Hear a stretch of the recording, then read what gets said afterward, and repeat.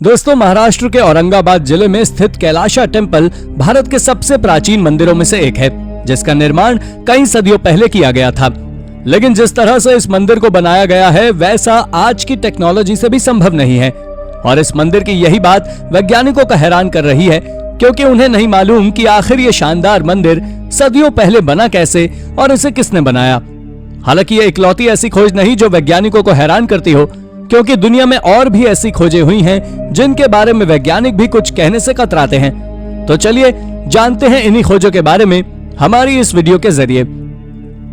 Number 1, Kailasa temple, Maharashtra. दोस्तों, हम सभी जानते हैं कि भारत के महाराष्ट्र में स्थित अजंता और एलोरा की गुफाएं अपनी शानदार आर्ट वर्क के लिए जानी जाती हैं। इस जगह पर गुफाओं के अलावा और भी कई ऐसे शानदार मॉन्यूमेंट्स हैं जिनकी आर्ट देखते ही बनती है। इस जगह पर कैलाशा नाम का एक मंदिर भी है, जिसे बड़ी बड़ी चट्टानों के बीच में चट्टान को तराश पर बनाया गया है।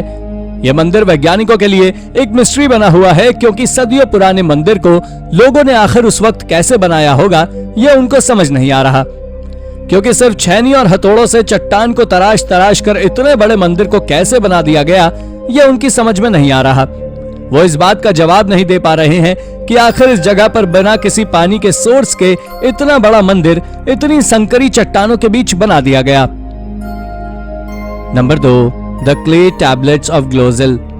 क्ले टैबलेट्स ऑफ ग्लोजेल को सबसे पहले साल 1924 में फ्रांस के ग्लोजेल में एक 17 साल के युवा एमिल फ्राइडिन अपने खेतों में किसी काम के दौरान खुदाई करते वक्त देखा था। लेकिन वो इनके बारे में कुछ नहीं जानता था, इसलिए उसने अपने स्कूल टीचर एड्रियन पिकेंडेट को इस बारे में बताया।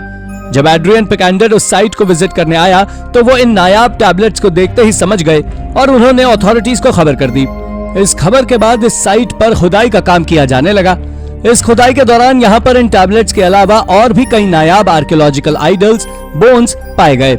लेकिन जब बात इनकी उम्र के बारे में आई, तब हर उस जमाने के हर एक्सपर्ट का मानना अलग अलग था।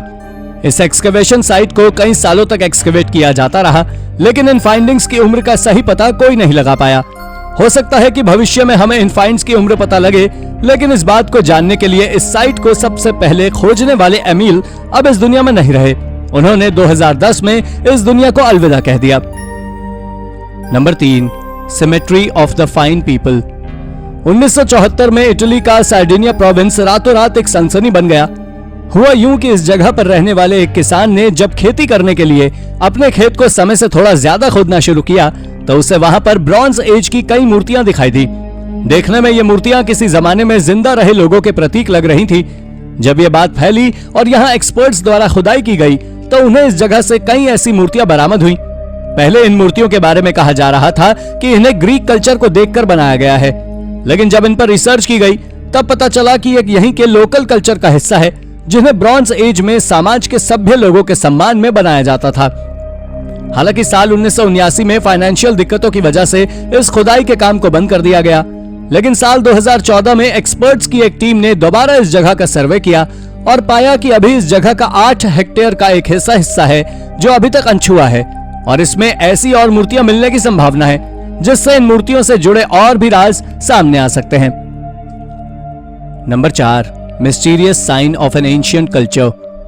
दोस्तों, मिडिल ईस्ट के एक प्रमुख देश जॉर्डन एक ऐसे सिविलाइजेशन का हिस्सा रहा है जो एंशिएंट समय में काफी ज्यादा अहम माना जाता था।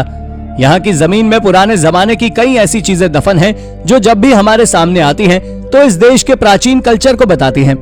ऐसे ही कुछ मूर्तियां बरामद हुई जॉर्डन की राजधानी अम्मान के पास स्थित जारका नाम के शहर में। इस एक्सकवेशन साइट का पता लोगों को तब चला जब एक हाईवे बनने के दौरान इस जगह की खुदाई की गई।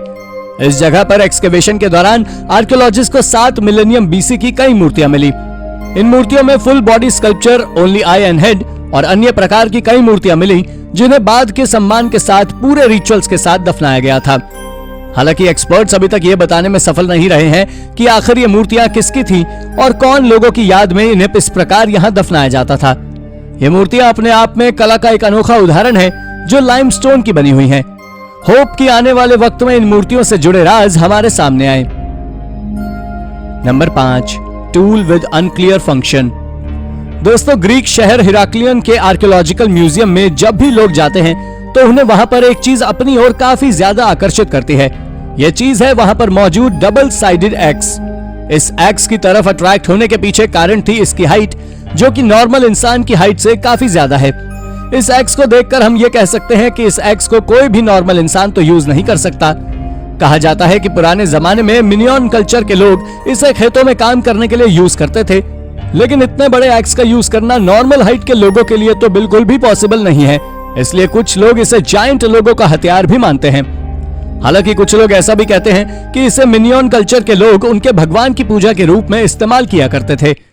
जब जैसे जैसे वक्त बीतेगा, हो सकता है कि इन एक्सिस से जुड़े राज हमारे सामने आ जाएं कि आखिर ये वास्तव में किस चीज के लिए इस्तेमाल होती थी। Number 6, proof of the existence of giants. Minion culture की जायंट्स एक्सिस की ही तरह जापान की नोरिमित्सु ओडाशी भी काफी ज्यादा मिस्टीरियस रही है, क्योंकि इसके बारे में भी वही बातें निकल कर आती हैं जो कि उन जायंट्स एक्सिस के बारे में निकली थी। जायंट्स की दुनिया में होने के प्रूफ के तौर पर इन चीजों को पेश किया जाता है। इस नोरिमित्सु ओडाशी की सबसे खास बात यह है कि आमतौर पर नॉर्मल स्वॉर्ड की लंबाई 1 मीटर होती है, लेकिन इस विशालकाय स्वॉर्ड की लंबाई 3.77 मीटर है, जो कि एक सामान्य इंसान के यूज के काफी बाहर है। इस स्वॉर्ड को टांगना ही काफी ज्यादा मुश्किल है, तो चलाना तो काफी दूर की बात है। हालांकि कहावतें तो इससे जुड़ी बहुत हैं, लेकिन इसकी सच्चाई आखिर क्या है, यह अभी तक हम सभी से काफी दूर है। नंबर 7, अ मिस्टीरियस लिनन बुक। दोस्तों, 1858 में मिहालो बारिक नाम के एक क्रोएशियन ऑफिसर ने अपनी नौकरी छोड़कर अपने पैशन फॉलो करने के लिए दुनिया भर के देशों में अपनी यात्रा शुरू की। इस यात्रा में उसने इजिप्ट का भी दौरा किया। इस दौरे पर मिहालो ने एक सार्कोफेगस को खरीदा था, जिसमें एक फीमेल मम्मी थी। इस सार्कोफेगस को वो अपने साथ अपने घर वियना ले आया था, जहां वो उसने अपने घर पर इस मम्मी को डिस्प्ले पर लगा दिया। उसने इस बीच इस मम्मी पर लिपटे लेनिन कपड़े को भी निकाल दिया, लेकिन उस कपड़े पर लिखे वर्ड्स पर उसका ध्यान कभी नहीं गया। पर उसकी मौत के बाद जब उसके भाई को इस मम्मी का पोजेशन मिला, तो उसने इसे यूनिवर्सिटी ऑफ क्रोएशिया, स्लोवेनिया, डल्मेशिया को बेच दिया।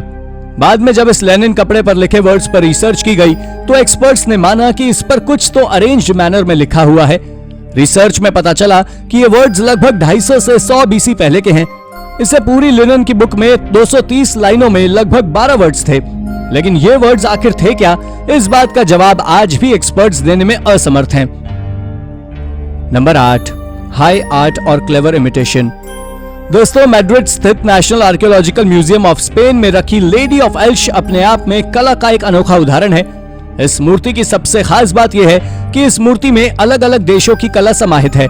जहां इस मूर्ति का फेस ग्रीक कल्चरल है, तो इसके कपड़े वाइबेरियन कल्चर के हैं, तो वहीं इसकी ज्वेलरी बिल्कुल ही अलग नॉर्थ अफ्रीकन कल्चर की याद दिलाती है।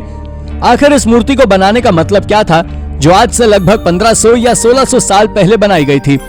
हालांकि एक्सपर्ट्स इसकी ऑथेंटिसिटी पर आज भी शक करते हैं कि आखिर सिर्फ लाइमस्टोन से बनी हुई मूर्ति इतने वक्त तक कैसे बिना किसी एनवायरमेंटल डैमेज के बची रही। पर इस बात का सटीक जवाब आज भी किसी के पास नहीं है जो हमें सैटिस्फाई कर सके। Number 9, wrath of a deity. दोस्तों, 19वीं सदी में मेक्सिको के एक शहर कोचलिंशन के बाहर इलाकों में एक मोनोलिथ मिला, जिसको लेकर क्लेम किया गया कि यह मोनोलिथ एज़टेक कल्चर के गॉड लालोक का है, जिन्हें तूफान और बारिश का देवता माना जाता था। इस मोनोलिथ के बारे में कहते हैं कि लगभग 7 मीटर लंबा और 152 किलो का था जब यह मिला था। लेकिन 1964 में जब इस मोनोलिथ को इस जगह से शिफ्ट किया गया और इसे मेक्सिको सिटी के नेशनल म्यूजियम ऑफ एंथ्रोपोलॉजी में रखा गया, तो सदियों से वीराने में अलग अलग मौसों की मार को सहने वाला ये मोनोलिथ अपने आप डिके यानी कि खत्म होने लगा। एक्सपर्ट्स इस बात के लिए काफी ज्यादा हैरान थे कि आखिर ऐसा क्यों हो रहा है। एज़टेक कल्चर के बिलीवर्स का मानना है कि इन्हें यहाँ पर लाए इसलिए ये नाराज हो गए हैं और अपना रूप छोड़ रहे हैं, पर एक्सपर्ट्स इस बात को नहीं मानते। हालांकि तब भी 2014 में इसको वापस से रिस्टोर करने की कोशिश की जाने लगी। तो दोस्तों, ये थी हमारी आज की वीडियो। आपको हमारी ये वीडियो कैसी लगी हमें कमेंट करके जरूर बताइएगा, और हाँ, जाते जाते चैनल को सब्सक्राइब भी जरूर कर दीजिएगा। Thank you for watching.